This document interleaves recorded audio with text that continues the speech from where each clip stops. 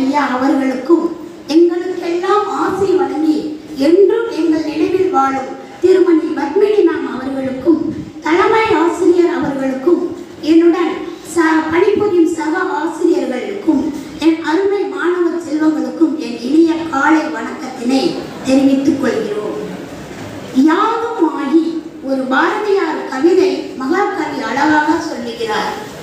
யாதும் ஆகி உயர்ந்தாய் காளி நீ எங்கும் நிறைந்தாய். யாதும் ஆகி உயர்ந்தாய் காளி நீ எங்கும் நிறைந்தாய். வீடு நன்மை எல்லாம் நின்ன செயல்கள் அன்றி இல்லை. வீடு நன்மை எல்லாம் நின்ற செயல்கள் அன்றி இல்லை. போதும் இங்கே மாதர் வாழும் பொய்மை வாழ்க்கை எல்லாம். போதும் இங்கே மாதர் வாழும் பொய்மை வாழ்க்கை எல்லாம். ஆதி சக்தி தாயே நீ எனக்கு அருள் புரிவாயாக. ஆதி சக்தி தாயே நீ எனக்கு அருள் புரிவாயாக. மகாகவி பாரதியார் அன்றே தன் வாழ்க்கையில் யாதும் ஆகி என்ற வார்த்தையை பயன்படுத்தியுள்ளார்.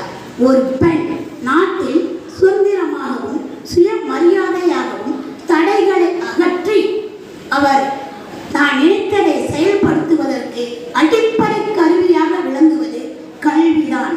கல்வியால் நாம் எதையும் சாதிக்க முடியும். ஒரு பெண் நினைத்தால் எதையும் சாதித்துக் கொள்ளலாம். அந்த கல்வியால் நமக்கு என்ன பயன்? கல்வி ஒழுக்கத்துடன் கூடிய கல்வியாக இருக்க வேண்டும். ஒழுக்கமற்ற கல்வி என்பது விளைச்சல் இல்லாத நிலத்திற்கு ஈடாகும் என்று சான்றோர்கள் கூறுவார்கள். ஒழுக்கத்துடன் கூடிய கல்வியை நாம் பின்பற்றி வாழ்வில் உயர வேண்டும். கல்வியால் என்ன பயன்? கல்வி என்பது ஏழைகளுக்கு செல்வம். அந்த கல்வியே செல்வந்தர்களுக்கு அணிகலனாக விளங்குகிறது. நம் வீட்டிற்கு விளக்காக இருப்பது கல்வி. நாட்டிற்கு நன்மைகள் பல நல்குவதும் கல்வி. பொதுவாக பெண்களுக்கு உயரிய பாதுகாப்பே கல்விதான். பெண்களுக்கு உயரிய பாதுகாப்பே கல்விதான். அந்த கல்வியை ஒழுக்கமுள்ள கல்வியாக நாம் கற்று வாழ்க்கையில் முன்னேற வேண்டும். இதை அறிந்த காமராஜர் அவர்கள் அன்றே பல பள்ளிக்கூடங்களை திறந்து மாணவர்களுக்கு கல்வி அறிவை புகட்டினார். கல்வி அறிவு இருந்தால்தான் ஒரு நாடு முன்னேறும் என்று உணர்ந்த அவர் பள்ளிக்கூடங்களை தொடங்கி மாணவர்களுக்கு மதிய உணவு திட்டத்தையும் அளித்தார். நாம் காமராஜரை நிழல் படத்தில் தான் பார்த்திருக்கிறோம், யாரும் பார்த்ததில்லை. ஆனால் நாம் இன்று நிஜத்தில் பார்த்து கொண்டிருக்கின்ற காமராஜர் எங்கள் தாளாளர் ஐயா, சேவை நாயகர், சேவா ரத்தினம் டாக்டர் கோவிந்தராஜ் காமராஜர் வழியை பின்பற்றி பொது நலத்தில் தன்னை ஈடுபடுத்திக் கொண்டு காமராஜர் ஒரு வேளை மட்டும் உணவளித்தார். ஆனால் எங்கள் ஐயாவோ 3 வேளையும் மாணவர்களுக்கு பசியாற்றுகின்றார்.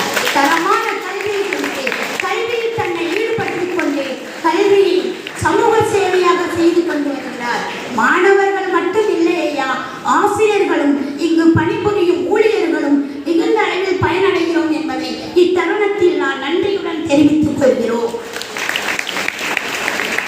மாணவர்களே, நாம் எதையும் முடியாது என்று நினைத்துக் கொண்டிருந்தால் அது நம்முடைய மூட நம்பிக்கை.